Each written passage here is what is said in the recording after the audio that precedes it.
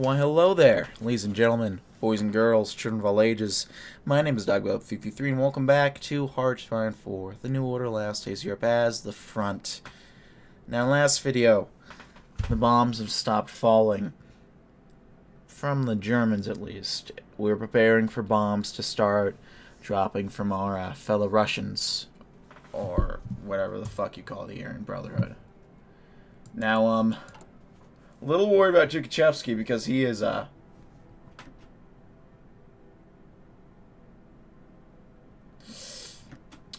it's a little tight, and I'm thinking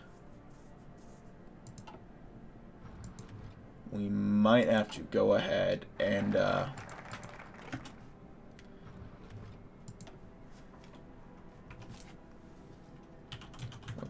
it's not auto-complete. There we go. We'll just do this and just assure it, because I don't want anything bad to happen to make me have to reload a save. Grave news has made itself known in Arkhangelsk. The Grand Marshal Voroshilov, who has guided the front through its toughest years, is now dead. His coroners and doctors scramble to deduct the cause of death. It sent shockwaves throughout the front's chain of command. The front now braced itself for another radical shift. Changing leadership as its figurehead for the last decade fades away. Whoever takes control of the front is set to shape the destiny of a unit to come. With haste and without delay, the front must select a successor to the Grand Marshal's seat. Two obvious contenders are the Marshals Syktyvkar and Zhukov, each for their fiefdoms in the south. Whoever the front chooses to be its leader, it must make case, for the world is changing and opportunity does not wait.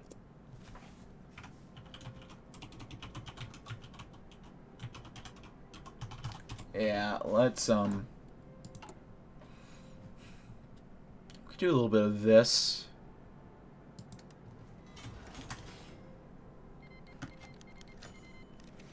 General Tukhachevsky had expected the telegram from Arkhangelsk. His own intelligence corps, limited as it was, had plotted decreasing frequency bombing runs. Traders that plied the routes between Western Russia and Moscovian had brought the rumors of the rising tensions in Germany. A German civil war seemed on the horizon. With it would come the end of the terror bombings. Arkhangelsk was expecting much of him. The telegram from the front's command informed him of the upcoming opportunity caused by the breakdown of the Reich. Resources would be free to move without fear of aerial harassment. Offensive operations would be free to begin against the traitors and reactionaries of the Russian anarchy. Tukhachevsky would be at the center of this. The other commanders expected him to step up his training programs and convert a flood of raw resources and green recruits into hardened army corps. The general thought of Zhukov receiving orders. He smiled. High Command would no doubt see the assignment as a way for ambitious generals to prove themselves. Never a better time for General Tukhachevsky to secure his ascendance once and for all. They'll have no cause for complaint from me.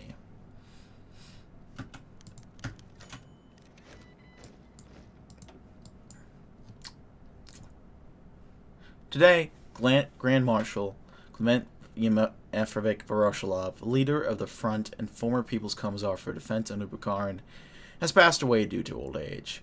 For the past few decades, he has continued the desperate conflict against the Third Reich. In the last years of his life, Voroshilov has worked desperately, in spite of the German terror bombings, to run the front into an actual state, which represents the Russian people, trying to balance the wills of Zhukov and Tukhachevsky and keep them cooperating. The favored successor seems to be either Zhukov or his main rival Tukhachevsky, as they are certainly the most popular generals among the remnants of the Red Army that remain loyal to Voroshilov. These two generals have amassed many followers of their own and have, up until now, only really worked with each other because of Voroshilov.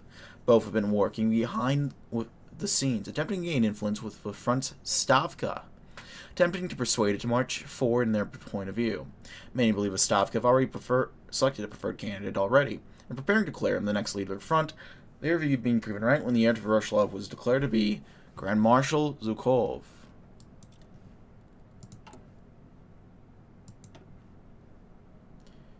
And here we go.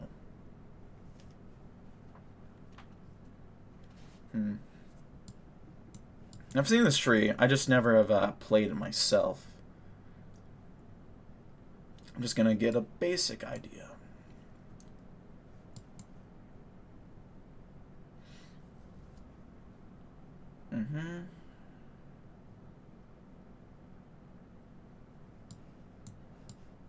Yeah, okay.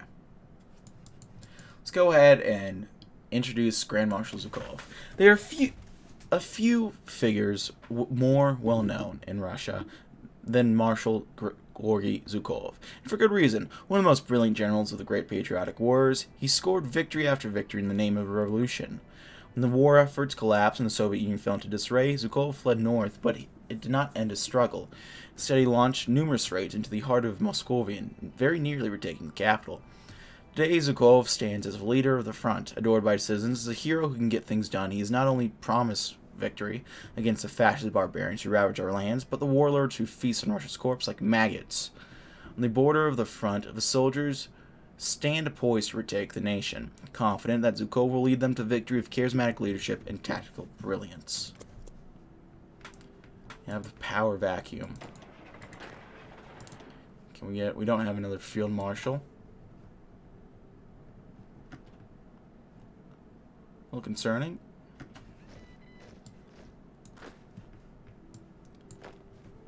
But what are you gonna do? We'll go ahead, swap these divisions to the main template. And Plesetsk, you want to go ahead and integrate now? Nope. Okay. That answers my question.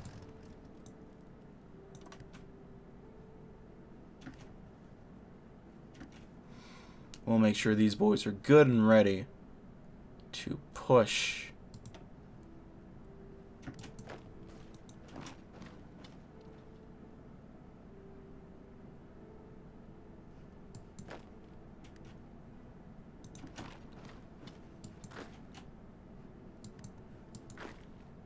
You guys...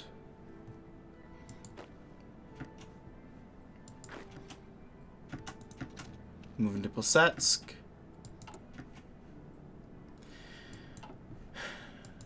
I don't know. God damn it. I was hoping this would just be a one and done type of deal, but it would seem that it will not be. Let's do a raid against St. George.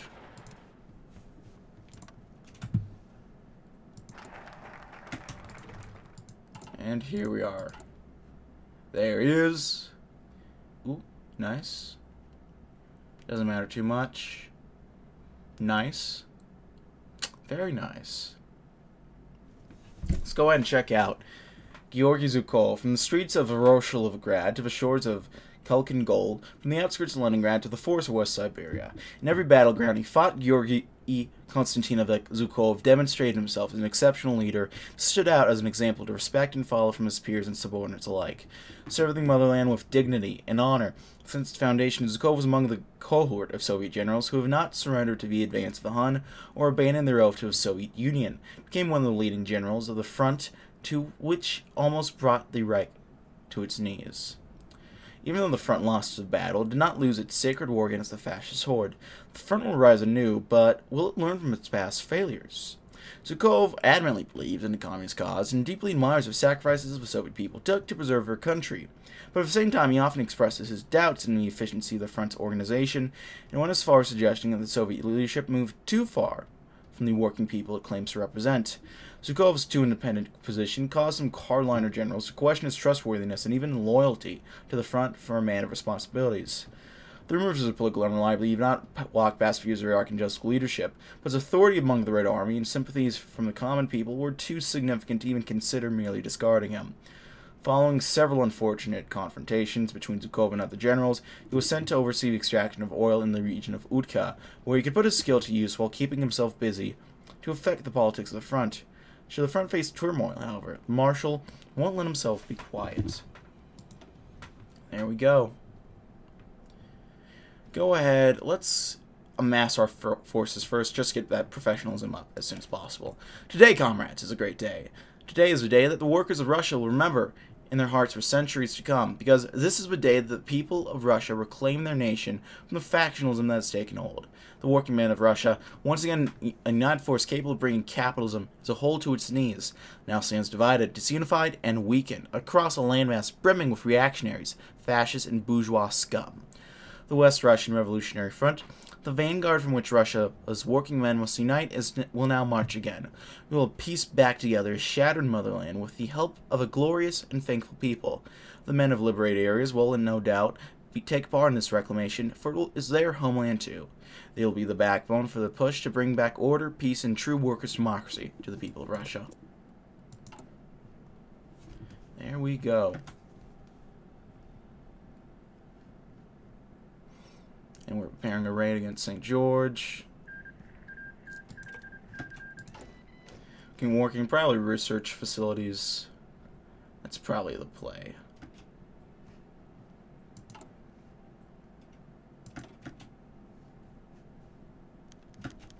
Oh. Ooh. Oh, we got Zhukov as a field marshal. We can also get Akromiev as a field marshal.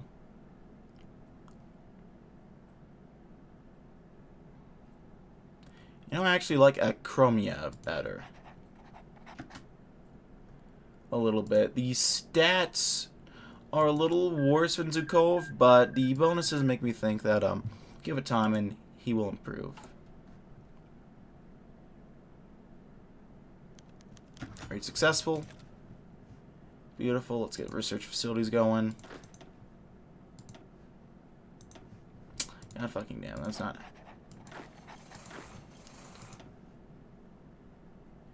Yeah, Akromiev seems to be a little better, well distributed overall. And I just gotta fucking... Jesus.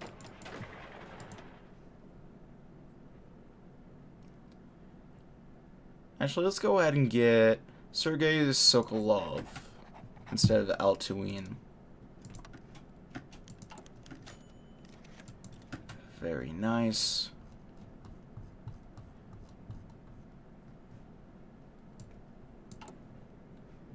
And with that, I'm going to refrain from reading these guys and their descriptions up until probably after the regional stage is finished up, because after that, that's when we'll go ahead and get our little tidbits about our little mechanics about the successor crisis, I believe. There's a point where we will understand a little bit more about these guys, a bit more. And well, that's not. Oh, that was a weird fucking sentence. It's almost midnight. I'm a little tired. You're gonna have to excuse me. What's the best way to put it? We'll understand more about what makes all these guys tick, and we'll understand the struggle that they're gonna have in the future after this. So let's crack down on factional struggles. Within the front, there lies an evil so strong, so divisive, and so malignant a tumor that every brave Soviet leader, starting with great Lenin himself, has attempted to rid the party of. Factionalism. The people of Russia deserve better than fascist, reactionary, and bourgeois scum that lead them. It's much less liberators who fight each other as much as the enemy. To this end, we must focus our utmost attention and efforts to the elimination of the disease, create a truly unified front that will be able to turn itself outwards from our small corner of northern Russia to the reunification of all of the motherland's people. Under the principle of democratic centralism, wherein all party decisions are binding, those who fail to obey the party line must be dealt with as we would deal with a traitor. Under the old Marshal, the front lay divided, constantly at odds with each other, more interested in fighting than protecting the Russian man. But no longer. We shall first come together to break apart this new order, to return stability and freedom to the Russian worker. I was thinking they were about to make a reference about how these may be the last days of Europe, but it is not time to roll credits yet. And, not bad. Utka is looking very nice as a state. Infrastructure-wise, factories. Siberian Black versus Tomsk.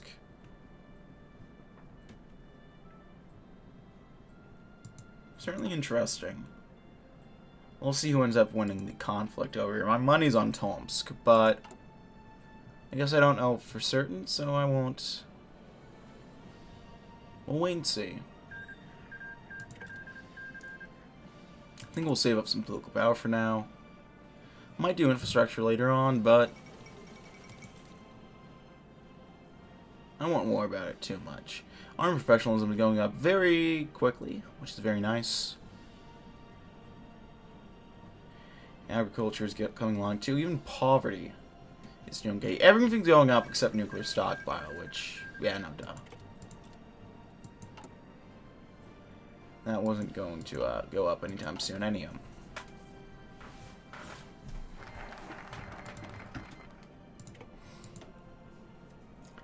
Let's get Operation Mercury up and running.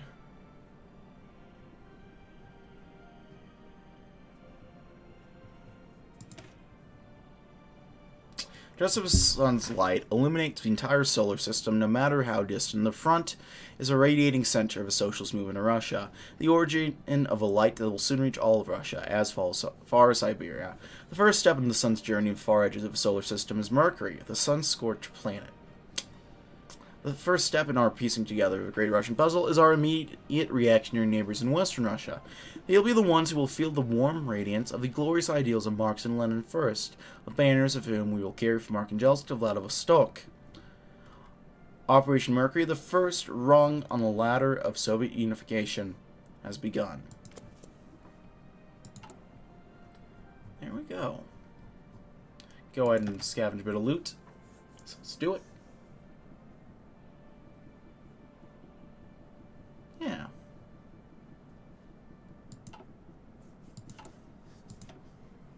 Operation Mercury. You got the planets Mercury, Venus. Operation Luna. Operation Phobos. That's one of the moons of. I think it's Venus. Not Venus. Mercury. Not Mercury. Goddammit. Mars. Why am I mixing up the planets? And I could be wrong about that too. I don't know, but. I don't think I am. If I am, then I'm embarrassed, but so my astronomy professor isn't watching, because that just goes to show that I really don't remember much. You know, I finished up a class last month. Yeah.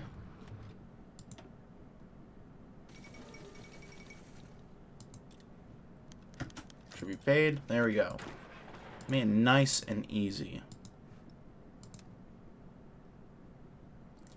I think we'll focus on Vologda first.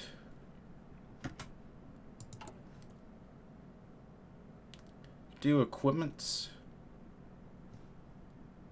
Let's work on getting new equipment in, yeah.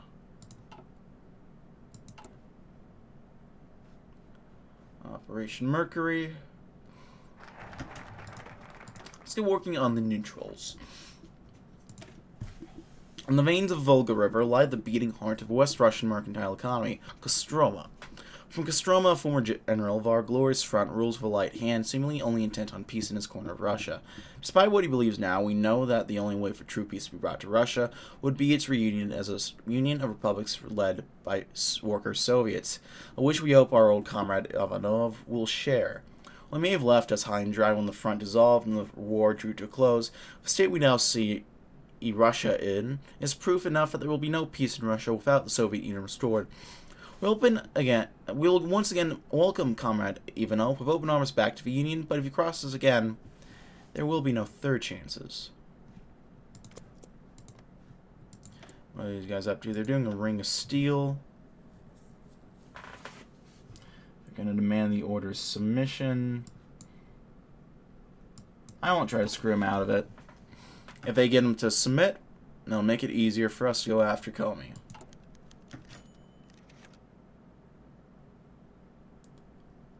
I guess we'll give you guys the tribute that we don't have.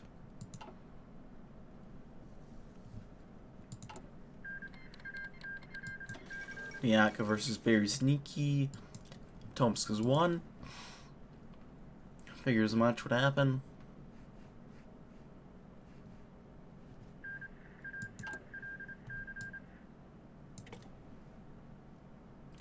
Bianca's won there.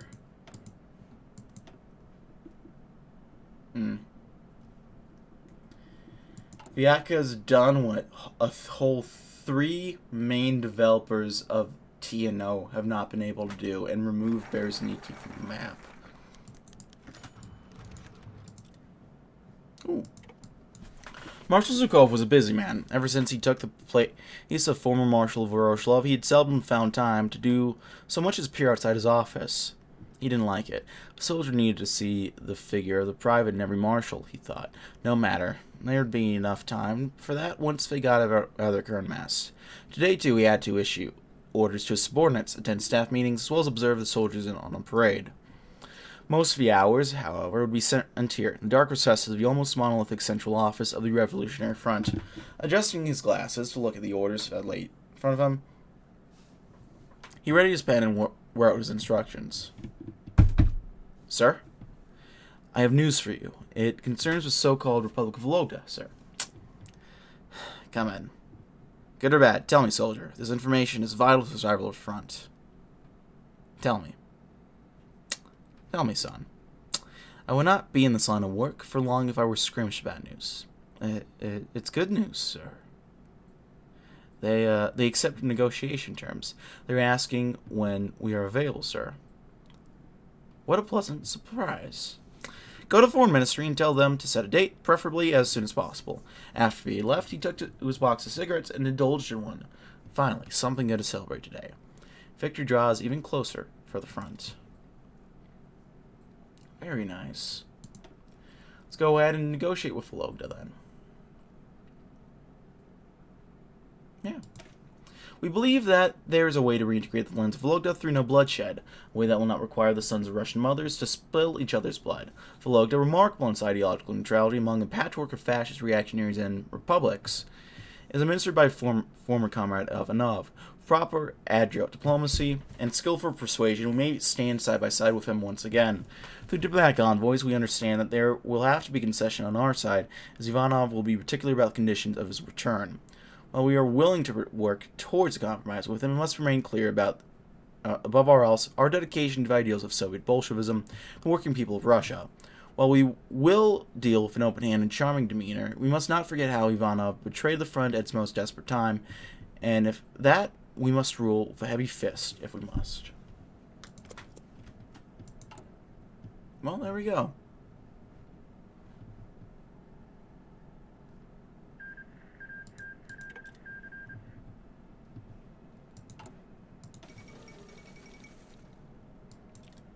Just takes a second to die.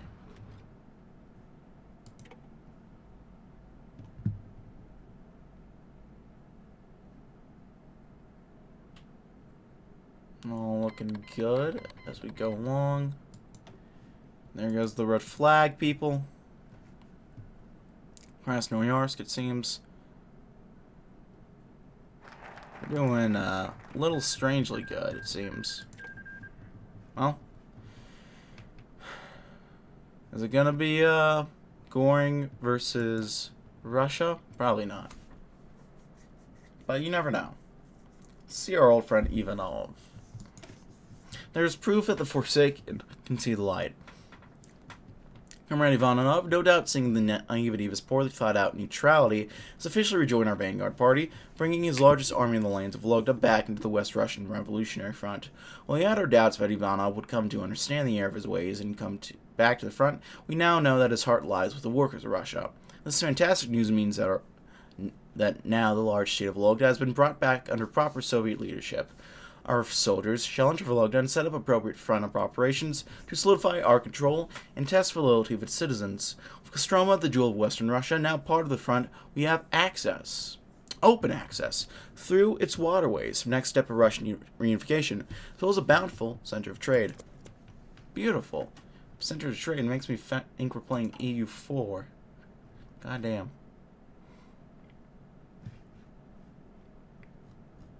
It really is beautiful. Ah, God, my back's starting to kill me. That's not nice at all. Let's get the new guns going.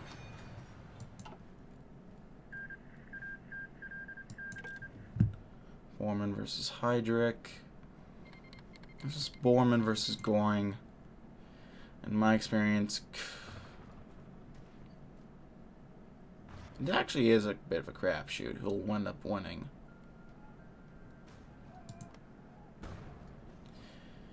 I think my money's on Borman, just seeing how this is going, but I guess I don't know for certain. Can integrate Vologda. Scavenge for a bit of loot.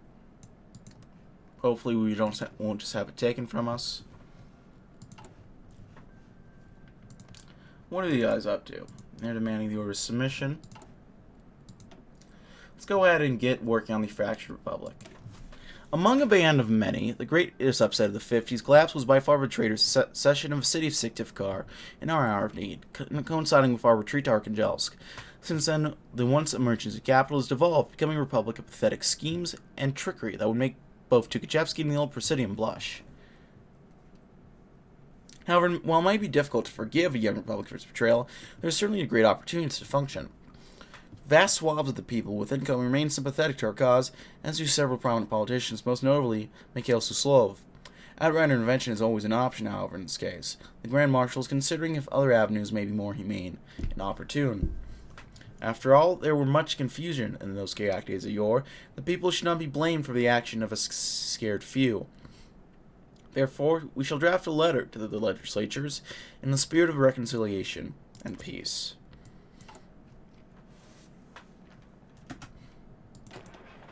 We'll see if that actually works or not.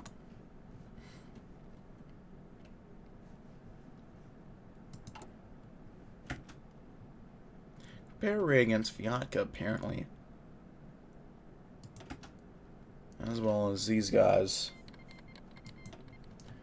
Arians versus Vyatka.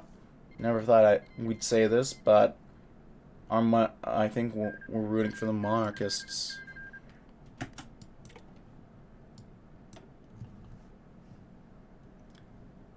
Oh, Irkutsk ate him. Does not bode well for Michael. I guess we kind of got to be happy about that. 'Cause, monarchist and all that.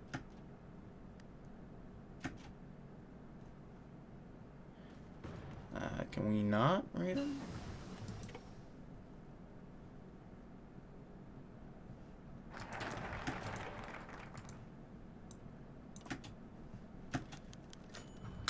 Marshal Zhukov found himself in his office just a few hours after everyone had gone home. Now it was just him, his bodyguards in the other room, as well as some aides working overtime. Tonight was his break. No one should overwork themselves, not even the marshals of the front. Isn't that right, he thought, tipping his glass to Voroshilov's portrait. Old Voroshilov, his predecessor and senior, and his mentor. He shook his head. Zhukov never known a more bizarre combination, so bold and so foolish. It was a shame. Chime of telephone. Rude. Zhukov had explicitly ordered his staff not to call him at this moment. Picking up the receiver, he said the phone, calming the tone of his voice. Hello? Marshal Alexander, what's happening? It better be urgent, or someone would earn more than a year for in the morning. A buzz. Sir, apologies for interrupting your night, but Comey has decided to respond to our request. And what do they say? Yes or no? Well? He wanted to plan for weeks to come. Tonight can go to hell. His war comes first. Yes or no, soldier? Which one is it? No, sir. Very well. Good night. Returning the receiver to its place, Zhukov pulled a drawer on his desk open. He prepared for such eventuality. It was incredibly likely. Anyhow, war was the only way forward, and they would find that Zhukov was a trailblazer in his chosen discipline. They made their choice. We have made ours. I think, let's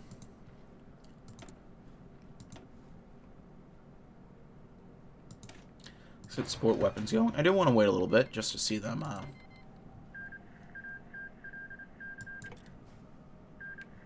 there we go. Let's go and march on the old capital. After the collapse of the old Soviet Union, the province of Komi was an integral region of the West Russian Revolutionary Front. The capital city of Syktyvkar, even serving as our emergency capital in the West Russian War. However, since those days, our hold on Komi has weakened, and the region is now controlled by upstarts who are seemingly incapable of even governing themselves. Yet despite their chaotic rule, the rebels have somehow amassed great power and influence, and now they believe they can challenge our authority. We cannot let this madness continue. We must strike at the rebels and reclaim the province as a basic step in the reunification of our motherland. Although we might have to wait until next time for that. Although I'll go a little bit longer. As a treat for you guys.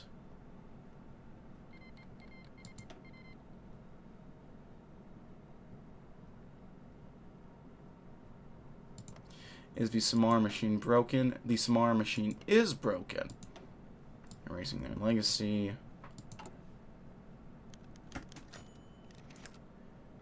And I think we just gotta stand down there.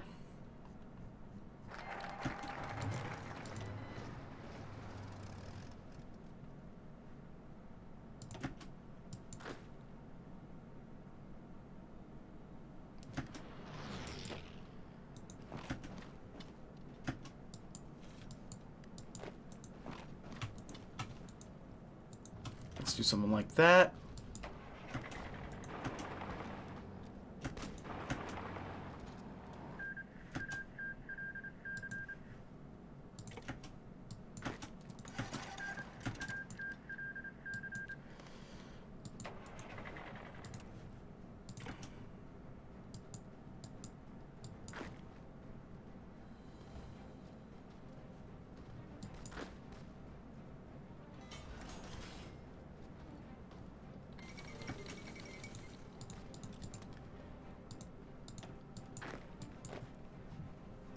So far, so good. Not one of our guys encircled, but I'm not. Motherfucker, I didn't mean to.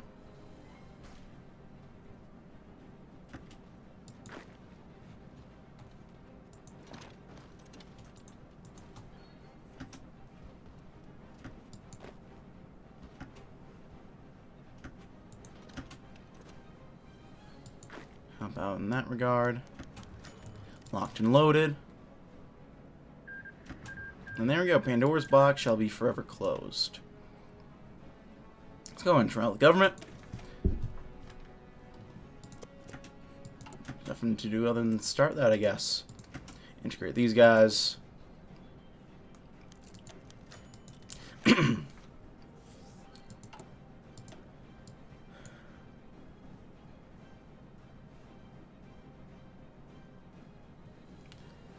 Go ahead and put our guys on the Gorky border, actually. See if we can't get something a little peaceful figured out.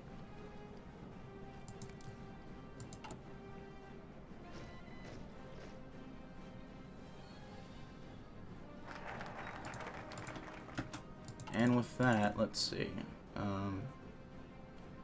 Yeah, there's the Passionaries there. Interesting. Thus far, Operation Mercury has been a resounding success. Land acquired in recent months is a greater victory than we could ever have hoped for before the cessation of German bombings. Soldiers are front and revel in their victory, but as any commander knows, armies must be given time to rest and recuperate between campaigns. Thus, the Grand Marshal has declared a period of consolidation. The army will work to rebuild infrastructure in newly liberated regions, as well as register all of our newly acquired citizens. When the front marches once again, it will be well rested, bolstered by the land and workers we have freed from the shackles of the petty warlords ruling over them. There we go.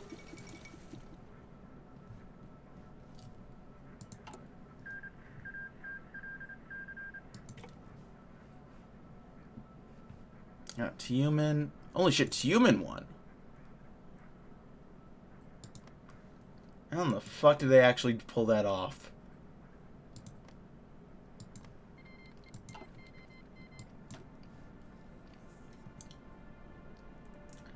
That is genuinely surprising. I did not expect that.